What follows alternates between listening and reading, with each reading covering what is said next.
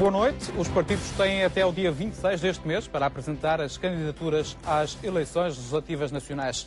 O calendário foi definido pela Comissão Nacional de Eleições. No dia 5 de junho, os portugueses são chamados a escolher 230 deputados.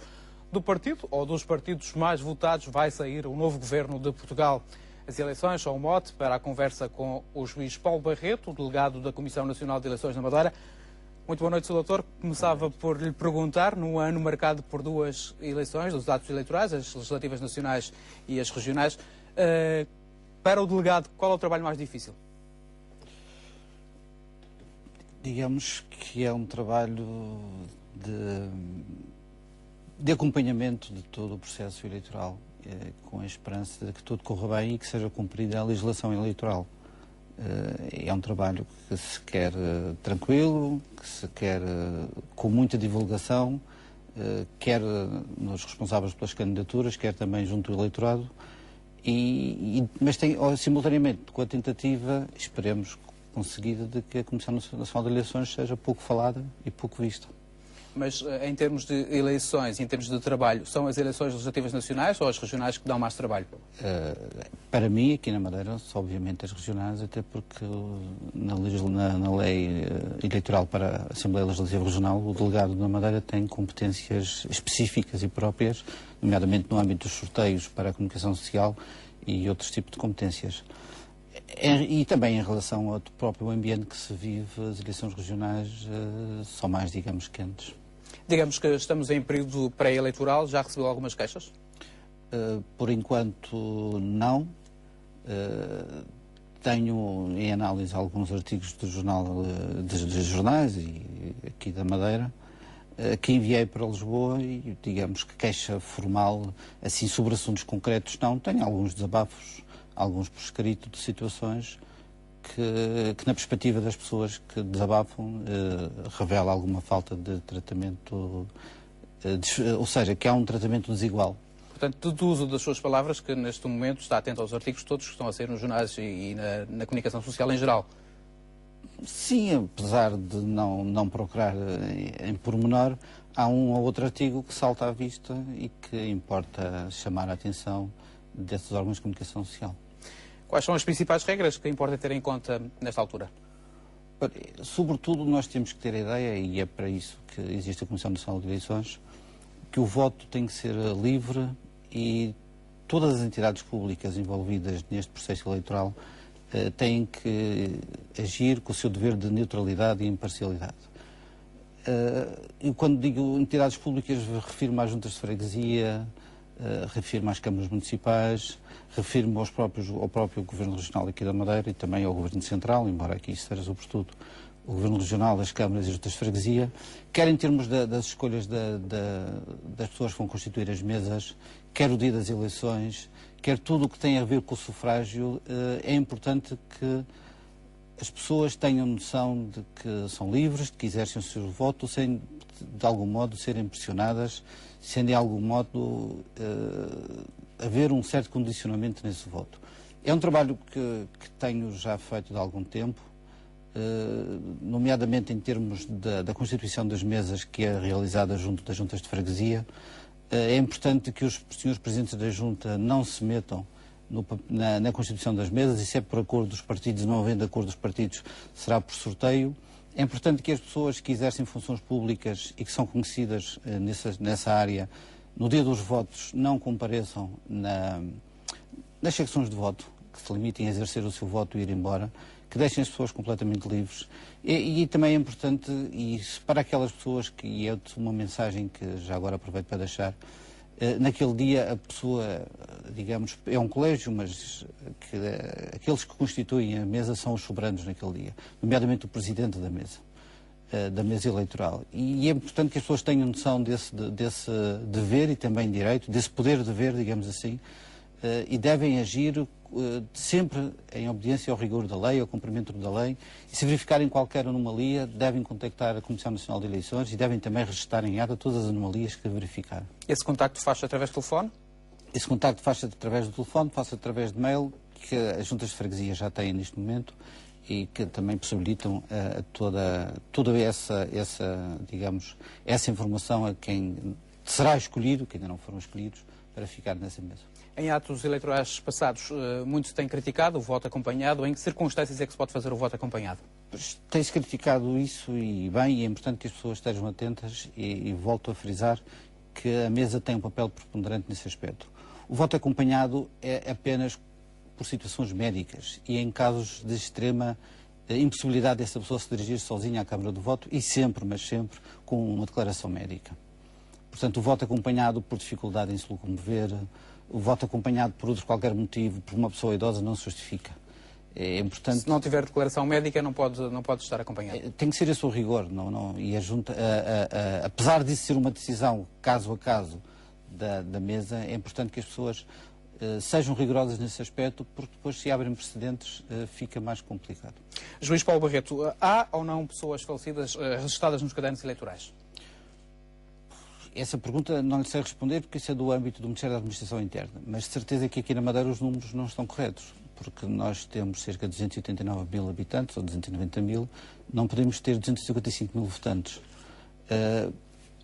Certeza que com menos de 18 anos temos mais do que 40 mil conterrâneos nossos. Das duas, uma, ou os recenseamentos estão desatualizados por pessoas falecidas, ou temos muitos imigrantes nossos que estão cá recenseados e não residem na Madeira. Porque, por vezes, os partidos da oposição dizem que há mortos a votar. Este argumento é um argumento apenas político? Não sei, mas a primeira consequência disto é alterar os níveis de abstenção. Porque se os números não estão corretos, os níveis de abstenção ficam diferentes. Eu não sei se há mortos a votar, se não há mortos a votar. Espero é que o Estado tenha o dever de que os números estejam corretos e vamos a prever se agora nestes censos de 2011 se conseguimos saber exatamente quantos somos, que idade é que temos e saber quantos votantes é que temos aqui na Madeira. No dia das eleições, que queixas costuma receber durante o dia? Olha, quer a nível das eleições regionais, quer a nível das eleições para a Assembleia da República, as queixas prendem-se exatamente com o voto acompanhado, com a permanência em assembleias de voto de pessoas que não devem lá estar, nomeadamente pessoas que são conhecidas e que não devem lá estar porque estarão a condicionar o voto. Alguns aspectos de propaganda que não foi retirada e que se mostra junto das assembleias de voto, também é preciso estar atento. E essencialmente é isso. E têm diminuído ao longo dos anos? Eu não sei se tem diminuído. O número de queixas tem aumentado, que pode ser um bom sinal. Pode ser que as pessoas estão mais atentas à fiscalização e mais atentas a esse aspecto. Os partidos da oposição, por vezes, criticam que na pré-campanha e no período de campanha eleitoral há muitas inaugurações que são utilizadas como arma política. Neste caso, o que é que o seu delegado, como delegado da Comissão Nacional de Eleições, o que é que tem a dizer aos partidos, neste caso ao Governo? Há jurisprudência pacífica da Comissão Nacional de Eleições a nível nacional, que sou apenas delegado, no sentido de que é possível a inauguração em tempo de campanha eleitoral. E com o argumento de que se é possível aos partidos da oposição mostrar a obra que não foi feita, que foi prometida e não foi feita, também será possível a quem governa mostrar a obra que foi feita. O que também diz a Comissão Nacional de Eleições é que, não obstante isso, é importante fazer uma distinção entre o que é uma inauguração, um ato oficial, apesar de as pessoas praticamente serem as mesmas. O discurso deve ser institucional, sem bandeiras, sem transformar aquela inauguração num comício. E, sobretudo, é importante que nessas inaugurações esteja apenas presente na tribuna ou no palco quem efetivamente exerce funções governativas. Porque não faz sentido fazer uma inauguração e verificar que no palco está uma série de membros que são candidatos e que não têm funções governativas e, obviamente, estão ali para se mostrar. Portanto, aquilo que eu digo é que a Comissão Nacional de Eleições entende que é possível a obra feita, mas o discurso deve ser institucional e deve ser um ato institucional e não propriamente um comício. Sr. Doutor, no dia 5 de junho há eleições legislativas nacionais, como aqui já referimos. O PSD Madeira já prometeu fiscalizar a CNE. Como é que entende estas palavras? A Comissão Nacional de Eleições é um órgão que pertence à Assembleia da República, que é presidida por um juiz conselheiro e é constituída por elementos de cada um dos partidos com assento na Assembleia da República. Ou seja, na Comissão Nacional de Eleições tem a do PSD. Portanto, é um órgão, digamos, partidário. é de um colégio de partidos, de maneira que o PSD faz parte da Comissão Nacional de Eleições. Não faz sentido esta recomendação saída da Comissão Política do PSD? Não devo comentar as análises e os comentários que saem das comissões políticas, seja do partido for. Há dias o Dr. Álvaro São Jardim dizia que a Comissão Nacional de Eleições, as medidas... Permitir que haja maior espaço de liberdade para que várias candidaturas difundam a sua mensagem e, sobretudo, naquilo que me preocupa é ter a menor intervenção possível. Portanto, eu não devo ser um fator de instabilidade, não devo emitir a minha opinião, devo, sobretudo, tentar cumprir a legislação eleitoral. E quando se diz que, por exemplo, que a Comissão Nacional de Eleições é despesista, ainda ontem, ainda há dias, aliás, o grupo parlamentar do PSD Madeira disse que a Comissão Nacional de Eleições é uma entidade desnecessária porque era despesista e por isso apresentou no Parlamento madeirense um projeto de resolução a chamar a atenção dos representantes do Fundo Europeu de Estabilidade Financeira para o eventual despesismo da CNE. Há, de facto, muita despesa associada aos processos eleitorais? Olha, em relação, responderia de 3 modos. Em relação ao delegado da Comissão na Madeira, não tenho nenhum tipo de despesa. Portanto, não recebo rigorosamente nada por isto, não tenho nenhum tipo de staff, não tenho nenhum tipo de despesa. Em relação à Comissão Nacional de Eleições, a nível geral, digamos assim, funciona, como disse, é um órgão da Assembleia da República, não conheço o orçamento, não sei que tipo de despesas é que poderá ter. Talvez a nível daqueles anúncios a incentivar ao voto e a divulgar o dever cívico de Estado. Toda a máquina, digamos, toda a organização eleitoral não é competência da Comissão Nacional de Eleições, é competência do Ministério da Administração Interna. Portanto, essa despesa, digamos, para organizar as eleições não tem nada a ver com a Comissão Nacional de Eleições. Luís Paulo Barreto, lida bem com as críticas como delegado da Comissão Nacional de Eleições? Tenho que lidar, são críticas válidas e são críticas de pessoas que entendam fazer, tenho que lidar. Já se sentiu muitas vezes pressionado? Não, talvez um bocadinho injustiçado às vezes, mas isso é normal, quando nós não gostamos, achamos que uma crítica é injusta, não gostamos, mas isso em qualquer setor da vida é assim. E injustiçado, pode dar exemplos, por exemplo? Agora não me recordo de situações concretas, mas quando nós estamos a fazer o nosso melhor e tentamos que a legislação seja cumprida e por vezes somos incompreendidos e acusam-nos, por exemplo, eu que sou o juiz, a pior coisa que me podem fazer é acusar de ser parcial, de não ser neutro, de não ser justo, e isso me magoa, mas também, se isso fosse importante, também não voltaria a aceitar o cargo. Doutor, o PSD é um acérrimo defensor da criação dos partidos regionais. Analisando a história constitucional portuguesa, considera que há possibilidades de haver partidos regionais? Isso é uma pergunta do âmbito do direito constitucional, que eu não sou propriamente especialista. Agora, em termos de princípio, não deveria dificuldade nenhuma em avançarmos para os partidos regionais. Não, até porque eu sou da Madeira, vivo aqui na Madeira, considero-me um autonomista e acho que faria todo o sentido haver partidos regionais. Não vejo porque é que há de haver esta ligação aos partidos nacionais. Doutor, em Portugal a justiça é criticada devido à lentidão e à morosidade. Porquê que isto acontece? Olha, por acaso, o Conselho Superior da Magistratura publicou no final de março ou inícios deste mês de abril o seu relatório relativamente à atividade de 2010 e fala aqui das estatísticas até 2009. Deixe-me só encontrar isso.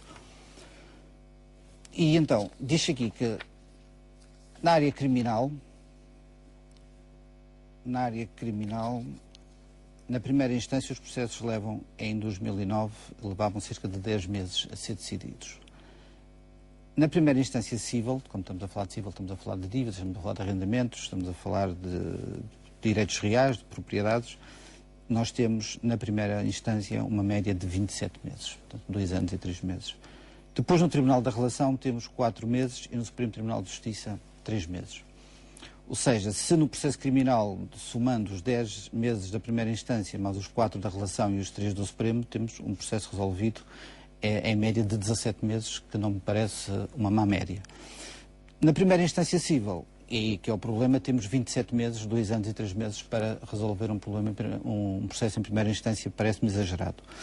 Não obstante, o diagnóstico está feito. Nós temos um Código de Processo Civil que é um emaranhado de atos, nós temos cerca de 143 atos, Já há muito que nós vimos defendendo, estamos a defender já há algum tempo, que o Código de Processo Civil deve ser simplificado. Repare-se que, quer na relação com o Supremo Tribunal de Justiça, reduzimos os tempos de decisão para 4 e 3 meses, porque aí praticamente só se decide. E o Tribunal, na primeira instância também, a intervenção essencial do Tribunal devia ser o julgamento e a decisão. Não faz sentido uma série de requerimentos que levam tempo, de respostas contra respostas. Deveria haver apenas 2 requerimentos, um requerimento de uma parte, a resposta da outra, e o Tribunal imediatamente marcava julgamento. E estou convencido que era possível baixar para 3, 4, 5 meses também em primeira instância, cível, as nossas pendências e assim melhorar também a justiça, porque se a justiça não for feita em tempo útil, deixa de o ser. Como é que se podia melhorar, ou digamos, agilizar de alguma forma o Código de Processo Civil? É exatamente isto. Eu, se quer pôr um processo civil contra alguém... Mas quem pode fazer esse trabalho? É a Assembleia da República, exclusivamente. E acha que a Assembleia da República está atenta a esses pormenores, está alertada para esses pormenores, para esse trabalho? O Observatório Permanente da Justiça já diagnosticou, aquilo que eu estou a dizer não é novidade para ninguém. Em termos de direito comparado, direito europeu, é assim que as coisas funcionam. Ou seja, se eu quero pôr um processo civil a alguém, bastaria vir com um requerimento, apresentar os factos e pedir ao Tribunal aquilo que pretendo. A outra parte contestava e o juiz marcava julgamento e decidia. Quer dizer, não faz sentido. É porque, para as pessoas terem ideia, hoje em dia há um primeiro requerimento, há uma resposta, depois há um terceiro requerimento, que se chama réplica, depois há a tréplica, e depois há uma série de incidentes processuais que não fazem sentido nenhum e que atrasam todo este processo. Como é que avalia a produção legislativa que se faz na Assembleia da República, por exemplo? É excessiva. Temos notado a preocupação... Excessiva e mal feita. Mas temos notado a preocupação de cada vez que há um Ministro da Justiça novo tentar deixar nome a uma reforma qualquer. Quando nós o que precisamos na Justiça, para nós que trabalhamos no dia-a-dia nos tribunais, é sobretudo que a legislação amadureça, que trabalhemos com calma. Vejamos o Código das Custas Judiciais, que já teve muitas alterações, ainda esta semana teve mais uma, e é muito difícil para nós no dia-a-dia trabalharmos, por exemplo, no caso das custas judiciais, com 4 ou 5 regimes. É confuso. Portanto, o desejo de quem trabalha, e penso que isso é transversal a todas as profissões, dentro desta área da justiça, é que deixem os códigos vigorar o mais tempo possível, deixem ter o tempo para amadurecer e não tenham a preocupação em mexer rapidamente. Custas judiciais, segundo as novas alterações, que passam agora, têm a possibilidade de serem pagas por 2 vezes? Sim. Custas judiciais que são manifestamente exageradas e iam atento que escândalo aquilo que se paga em Portugal em termos de custas judiciais. Eu também venho entendendo, como acontece aqui em Espanha, que só deveria pagar-se custas judiciais no fim quem perdesse a ação. Porque hoje em dia, para qualquer processo, ter 300 ou 400 ou 500 euros para pôr uma ação judicial, tendo eu a minha convicção que tenho razão, isso pode ser óbvio para eu exercer os meus direitos, que é um direito, o direito à justiça é um direito não apenas constitucional, mas um direito da Convenção Europeia dos Direitos do Homem. Já disse que havia excesso de produção legislativa no Parlamento, há quem questione também a qualidade da produção legislativa. Acha que devia haver mais advogados deputados? Eu responderia de 2 maneiras. Nós verificamos os erros legislativos pela quantidade de retificações que saem aos diplomas. É impressionante. Se estivermos atentos ao Diário da República, não há lei da Assembleia da República ou decreto-lei do Governo em que depois não haja uma série de retificações. Parece efetivamente que a produção legislativa não é correta. Quanto à questão dos advogados deputados, é isso, prende-se já com a questão da incompatibilidade, porque o advogado é um profissional liberal e se o advogado é deputado pode, ao fazer leis, pode estar também já a defender os seus interesses de profissional liberal e das empresas que representa na feitura das leis e pode haver aí um conflito que eu acho que seria de evitar. Então, como melhorar a formação dos deputados nesta área, na área da justiça? Quem é deputado não deveria exercer a advocacia, quem é advogado não deveria ser deputado. Ou seja, se eu sou advogado e quero ser eleito e quero concorrer à Assembleia da República e sou eleito, fico ali exclusivamente como deputado e não faço rigorosamente mais nada. A Assembleia da República e o Parlamento Madeirense, neste caso, deviam ter gabinetes próprios para trabalhar, portanto, a produção legislativa que se faz? Eu penso que cada grupo parlamentar e até a própria Assembleia Regional terão os seus assessores jurídicos. Portanto, aí terão. Se bem que aqui na Assembleia Legislativa Regional a ideia que eu tenho é que a esmagadora maioria, para não dizer quase toda a produção legislativa que se faz, é por via do Governo Regional. digamos que a produção legislativa própria da Assembleia Legislativa Regional, e eu penso que não estou a dizer nenhuma asneira, quanto muito 5%. E que balanço é que faz ao trabalho legislativo que é produzido na Madeira? Eu tenho pouco, na prática do Tribunal aplico muito pouco, raramente, legislação regional. Não tenho resposta para isso, mas sei que o senhor representante da República que nos vai deixar agora, o conselheiro Monteiro Diniz, era muito rigoroso nessa análise e creio que teria tudo o que dado, pelo menos quando lhe chegasse ao Palácio de São Lourenço, de verificar.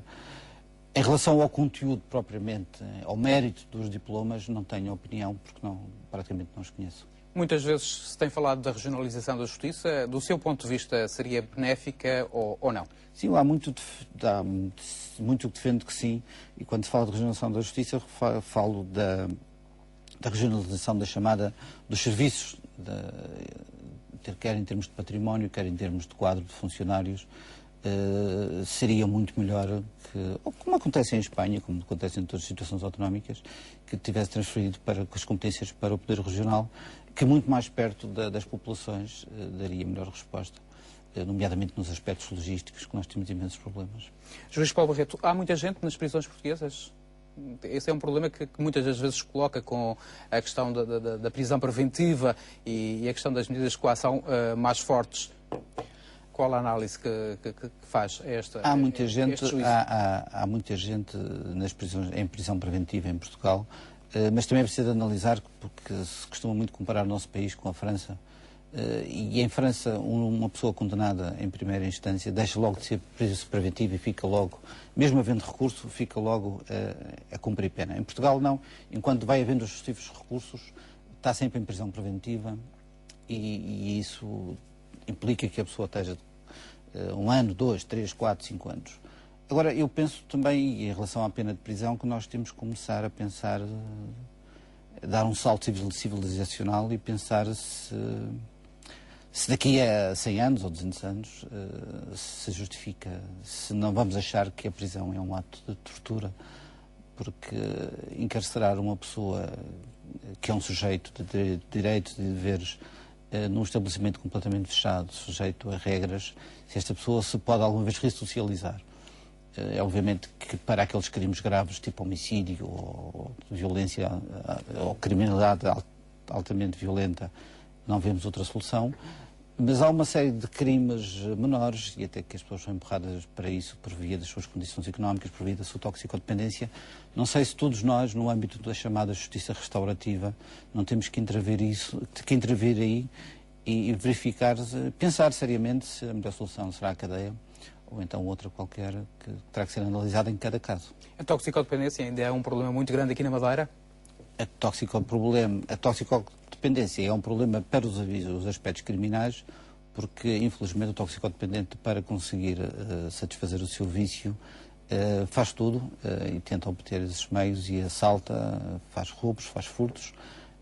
E, infelizmente, nós não conseguimos resolver esse problema. E representa a maioria dos condenados e dos detidos? Sim, eu recordo de umas estatísticas, que também não vou ser rigoroso, mas 70% das pessoas aqui que estão na cancela viriam desses furtos e roubos no âmbito dessa toxicodependência. Na Madeira já é possível fazer a tipagem genética dos detidos? Na Madeira não é possível fazer. Há uma lei que diz que quem for condenado é de 2008? a partir de um crime com moldura superior a 3 anos tem que fazer, mas esses exames, cada exame desses custa cerca de 500 euros e o Ministério da Justiça não dá o dinheiro aos tribunais aqui na Madeira, nem aos da Madeira, nem aos de nível nacional, para pedirem aqui na Madeira, a Universidade da Madeira ou ao Instituto Nacional de Medicina Legal. Portanto, e achava necessário, acha que esse é um instrumento necessário para a justiça portuguesa? É um instrumento fundamental no âmbito da persecução, se bem que eu acho... Quais são as mais-valias? Que a moldura...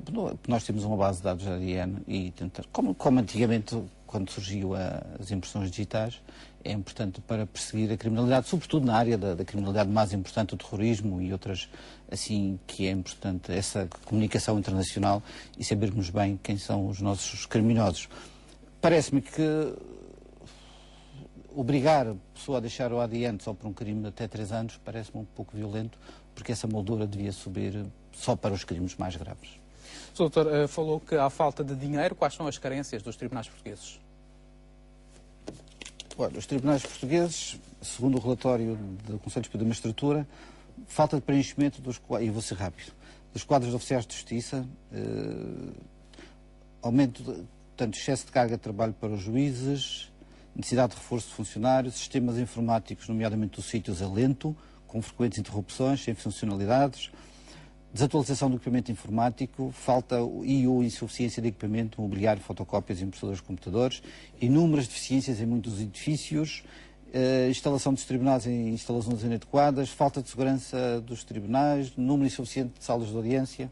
Falou que o sítio é lento, o programa tem pouco mais de 2 anos. Como é que se trabalha nessas condições? É lento, está sempre a ser interrompido e a segurança não é garantida. Quando diz que a segurança não é garantida, quer dizer que pode ser alvo de um ataque informático? Não, quer dizer que portanto, o processo está ali todo e nós não sabemos quem é que tem acesso.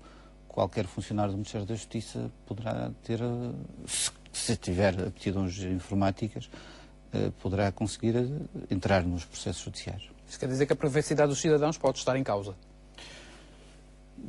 Quer dizer que o trabalho da Justiça fica mais complicado. E estou a falar sobretudo da área civil.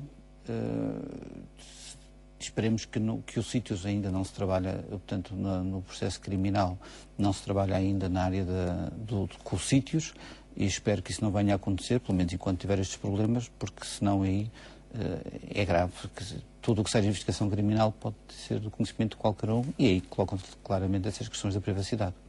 Sr. Doutor, o bastonário da Ordem dos Advogados, Marinho Pinto, defende o fim da fase de instrução nos processos judiciais. Partilha desta opinião e quais são as mais-valias se isto assim acontecesse? Não me repugnava. Quer dizer, nós temos, para explicar às pessoas, nós temos uma fase de inquérito que é dirigida pelo Ministério Público, que termina com uma acusação, ou arquivamento, mas se houver uma acusação. E a seguir segue-se essa fase de instrução e só depois o julgamento. Essa fase de instrução será, digamos, uma última tentativa do arguido para não ir a julgamento, ou então uma última tentativa, no caso do processo ser arquivado, do queixoso para tentar que o processo vá a julgamento.